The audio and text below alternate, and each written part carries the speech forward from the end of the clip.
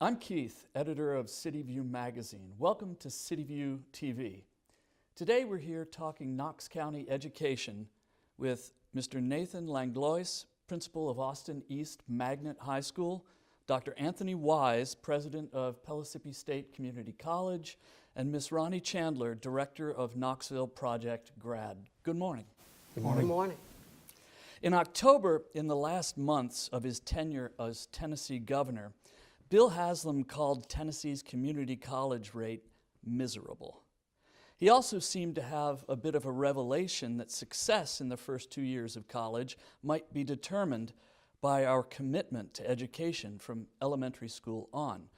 Accelerating the process, as you know, of student readiness is challenging, to say the least. So let's address that topic first. Dr. Wise, is graduation from a 2-year college a measure of success? The graduation rate is one way of measuring success. It's used to determine the number of first-time, full-time students who graduate from the community college in 3 years. They've improved significantly in Tennessee, but as the governor suggested, there's probably some more work to do there. But it's not the only measure. Community colleges work with a large number of part-time students who never end up in any graduation rate, and a lot of students who come just to take a class or two for their own personal edification, either for themselves or to grow their business skills. Are there best practices we can use to better measure success?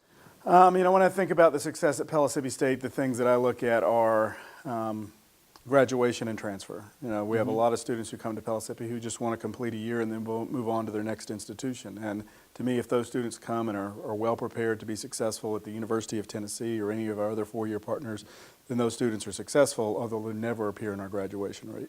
Tell me about the difference between graduation and success rates in career technical programs and university parallel programs. Yeah, so graduation rates and completion rates in career technical programs are likely to be higher. In many cases, allied health programs have a defined cohort that moves through the program together. They've got some structures put in place.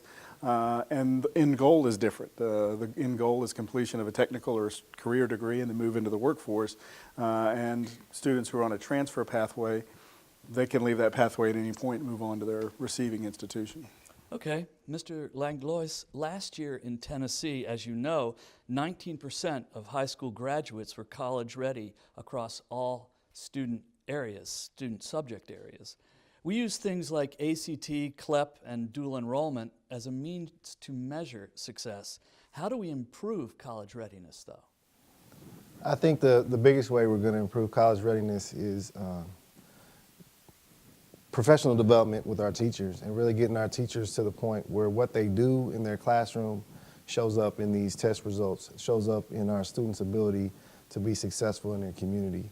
So it really comes back to teachers. At the end of the day, we really have to be vested in our teachers and make sure that our teachers are doing the best job possible and really preparing our students for success after high school. Where do we draw most of our teachers from in high school? Most of our teachers in Knoxville come from the University of Tennessee or colleges that surround Knoxville. But we have to expand where we get our teachers from, especially when we're talking about issues of diversity. We need more African American educators, we need more Hispanic educators, because our students need to see diversity in the classroom. They need to see diversity while they learn, and they need to get used to that diversity. So most of our teachers come from all the colleges and institutions that surround Knoxville, but I think we really need to expand our net and try to get teachers from further away. Okay, Ms. Chandler, a similar question. To what degree are students in primary education ready for secondary and high school? What metrics do you use to measure success in Project Grad? Well, for the student success piece, the metrics that our state uses are the district's measures, and those are the metrics that give us an indication of student readiness at the primary levels. And so we ask, what does it mean that we're better than the state in math and in English language arts? What does that mean? The other piece of that relates later to the ACT readiness is ACT has two pieces that we have to be concerned about. One is the content knowledge, and the other is the test skill the skill taking of the test itself. The content knowledge is very much affected by the information that young people learn, which is the teacher piece, as Nathan said. And I guess I'm going to throw this out to all three of you, but first to you. How do you find ACT as a good measure of success both in moving on to college and in college? Well, ACT is a measure, and it's what our state has decided is the measure, but it's just one measure, and it's a snapshot of a student's testing on one day, and it's a snapshot in a moment. And so there are other ways that kids can demonstrate success, the personalized portfolio learning, the other opportunities to have alternative experiences. So there are also other ways, and if we tell our students and our teachers that they're successful or not based on a test, then I think we're sending an unintended message. Okay. How does that prepare us? Well, I also think it's dangerous I think the ACT serves a purpose, but I also think that you really have to understand the ACT to understand what I'm going to say next, which is that the ACT measures 11 years of learning. So from first grade all the way through high school, if those students aren't getting the skills that they need along the way, then they're going to fall behind. So by the time they get to high school, sometimes it's difficult for them to make up those skill gaps. So it's really not, is it indicative of everything about a student? No, it's not. It doesn't show some of those struggles. And so if it's the only thing that we really use, we're cutting out a lot of folks that may have struggled early on, but still have the ability to be very successful later in life. So it's a good tool, but we can't use it as this end-all measure when we're looking at students and how young people are going to do when they leave high school. Dr. Wise, we use ACT scores as a measure for placement in many ways. Is that a good measure, and what might we do better? I think a lot of institutions around the country, community colleges, are looking at multiple measures. So do you look at ACT along with grade point average and some of the other experiences a student might have had? I think that's the general trend and direction.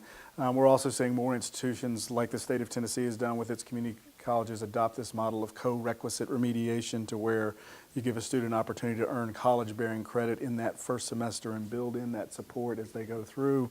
So you don't send a message to a student the first semester, hey, you're not prepared to be in college, and then have to struggle with that in addition to struggle with the coursework. Okay. I want to ask this of all three of you as well, but I'll start with you, Dr. Wise.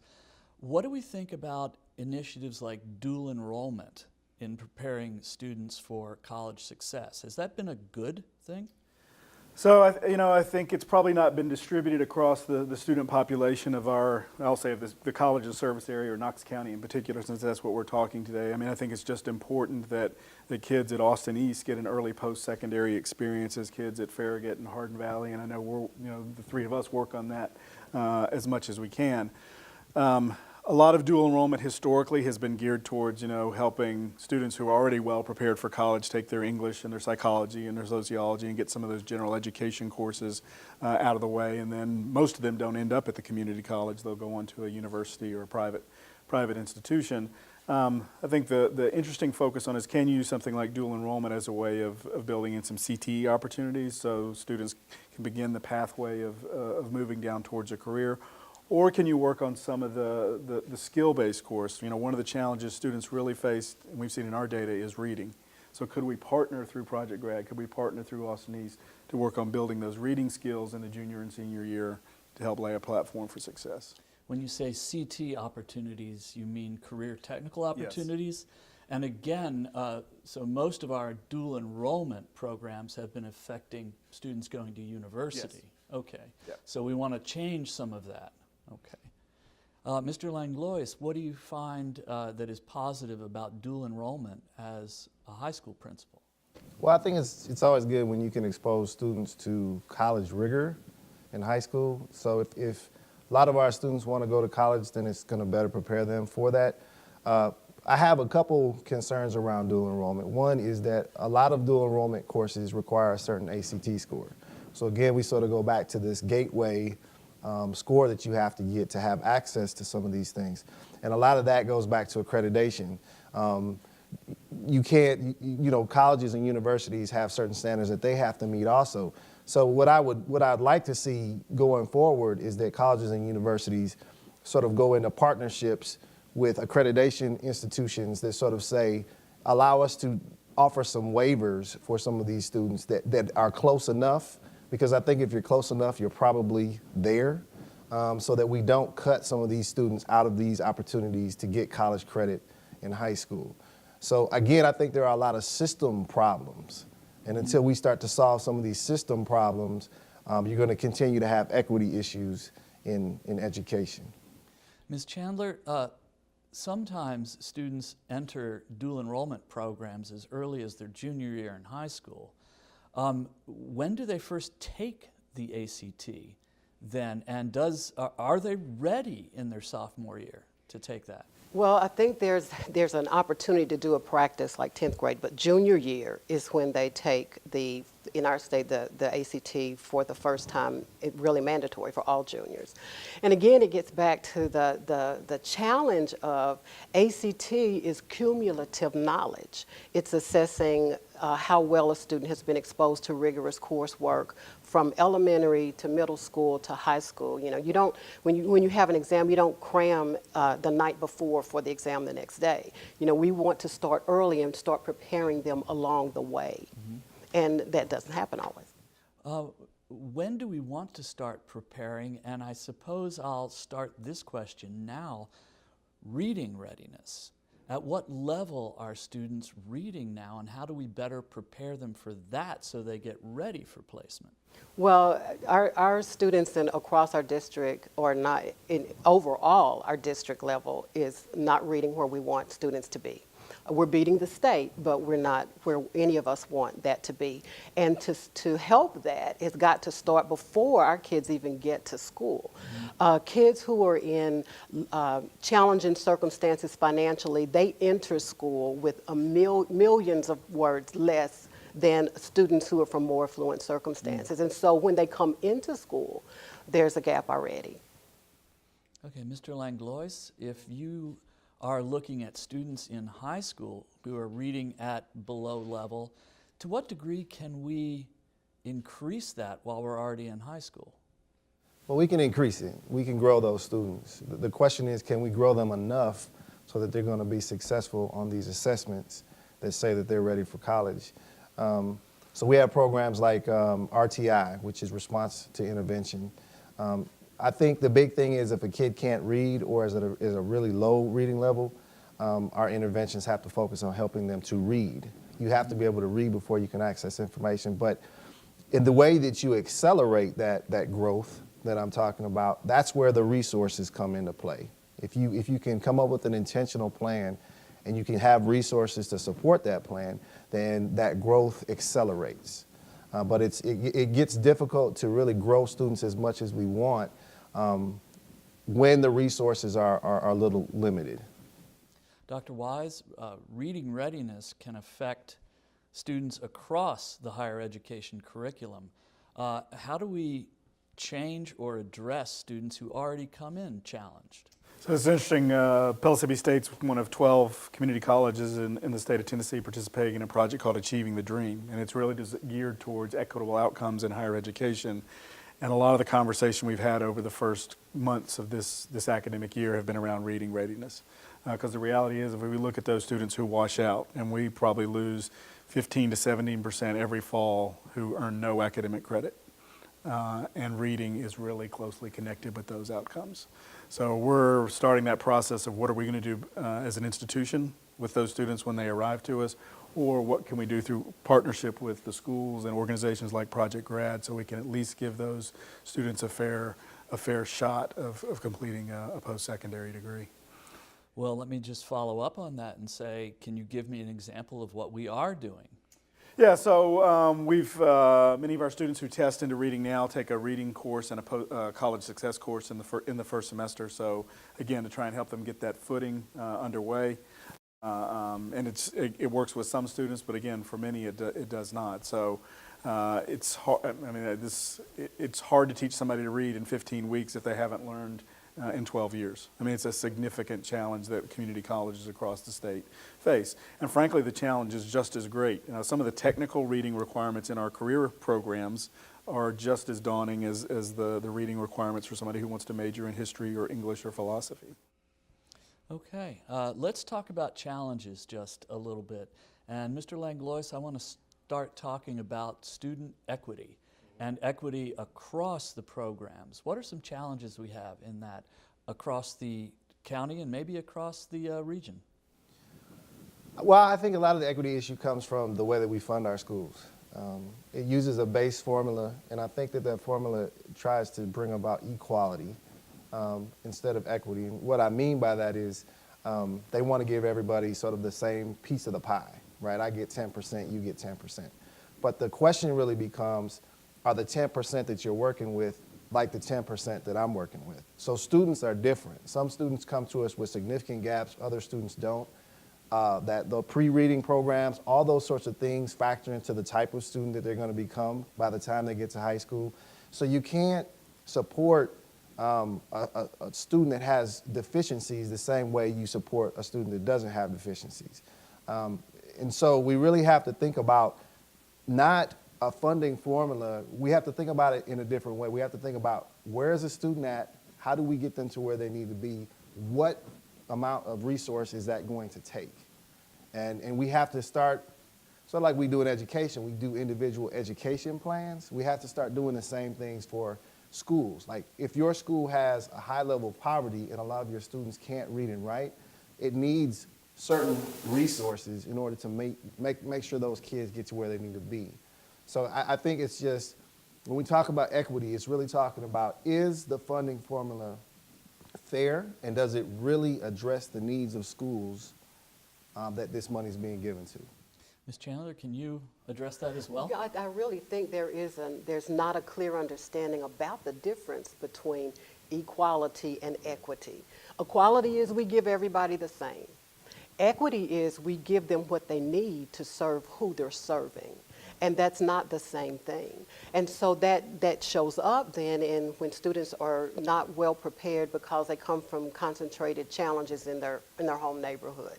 And so how do we provide more to help that student?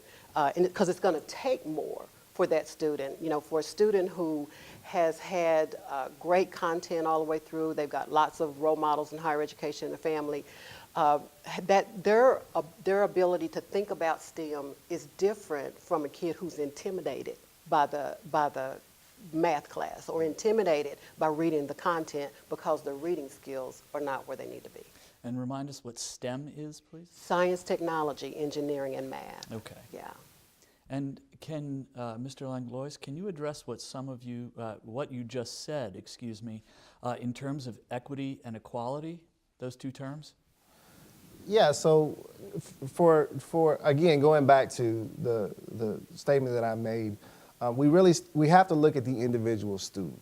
We have to get down to, okay, if this student is reading at a third grade level, and we know by the time they graduate they need to be reading at 11th or 12th grade level, what resources are we going to have to devote to that particular student in order to get them there, right?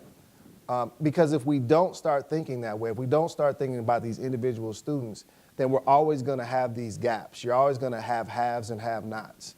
And so what I'm basically trying to say or advocate for is that if we know that this student has these deficiencies, we can't just give that school the same that every other person's getting and think that that student is going to get to the level they need to be at, because it's about competition. At the end of the day, when they graduate, when we talk about graduation rate, it's, can my student do what this student over here can do? And if they can't, we have a problem, because this student's going to get left behind. Okay. Dr. Wise, I want to address that at the community college level, especially since we have multiple campuses all seeking to give equity to the students and an equal education. Yeah, so, and I really think this is where the governor's comments come from. So if you look at programs like Tennessee Promise and Tennessee Reconnect, they're really designed at the point of access. But if you look at the outcomes over the course of the last 3 or 4 years in the case of Promise, if you go back to the early days of Knox Achieves, there's significant disparities in terms of outcomes related to equity. So I think ultimately, if the governor's initiatives are going to be successful related to Drive to 55, you've got to drive towards equitable outcomes for the poorest Tennesseans. That's the way you're going to change the landscape of individual lives and communities. And again, that's one of the big conversations we're having on campus this fall. Okay. How do we start with students at all these different levels while keeping the same curriculum? Say we want to get students through a basic English. How do we address that with students coming from many different backgrounds? So I think it goes back to the point that Nathan raised about the high school level, looking at that similar to college. What level of support is required for a student who comes in with significant academic challenges and significant economic challenges? How can we provide support? Institutions now look at things like food scarcity and homelessness, the number of students who are homeless, and how to provide those extra layers of support so a student at least feels secure enough in their economic standing that they can do the hard academic work that is required in order to be successful. Because the reality is, all of this work related to completion and graduation and outcomes, we can't award more degrees simply because we make it easier to get a degree. That we've got to maintain the standard in terms of graduation so students can successfully transfer, successfully enter the workforce. Okay.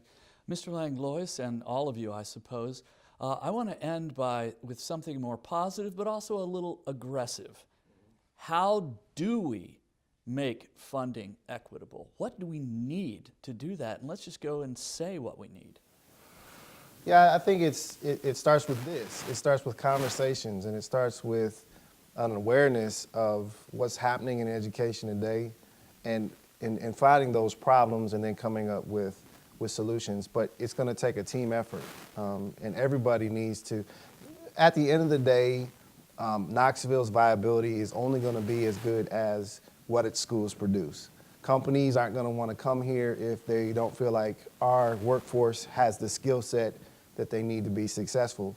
And so when we talk about it's a strategic issue. It's a strategic issue for our community. All of our community members, leaders, need to be involved in this conversation and really understand that a student at Austin East, if we invest in that student, can be a huge benefit to our community. Or if we continue to not invest in certain things, those individuals can become a burden. They can become a drain on our community. So I think it's just committing to our youth. That's what we have to do. We have to commit to our young people and put our money where our mouth is. Ms. Chandler, where do we get the money? Yeah, that's going to take all of us. It's going to take, it may take more funding from the state and local level, but that means that we're going to be having to make a decision as individuals. Will I pay more? I'll pay more for kids to be able to have what they need. We also need the engagement of the business and industry community because there's a lot of talk about a diverse and talented workforce for our region. Well, the leaders we need tomorrow, they're in our public school today. And so all of us need to be engaged in the conversation and engaged in the solution and willing to pay a little bit more. Dr. Wise, has Tennessee Promise helped us out, and how do we do more in funding student education? I do think it has helped us out. I mean, if you look at the outcomes for Promise, it's kept more students on the pathway in terms of retention and completion and success. I think now we're at the level where we're having important conversations around equity. We're talking about the kind of partnerships that are necessary in communities if you're really going to push those outcomes. And again, I think if ultimately the measure of success for many of Governor Haslam's initiatives are going to be, when we look at them 5 years, 10 years, 15 years down the road, what impact do they have on the poorest communities in the state of Tennessee? If it's a program ultimately that serves middle class and upper middle class families that live in West Knoxville, then, I mean, that's nice to have, but if you're talking about critical change in our community, it's got to work for all of the children who come out of our public school systems. Okay, I want to thank you all for being here today and participating in this conversation. I hope it can continue. Again, this is Keith for City View Magazine. Thanks for being part of this discussion in City View TV, and we certainly are going to continue this in the future, and we'll be putting it up on City View TV. Look for us there.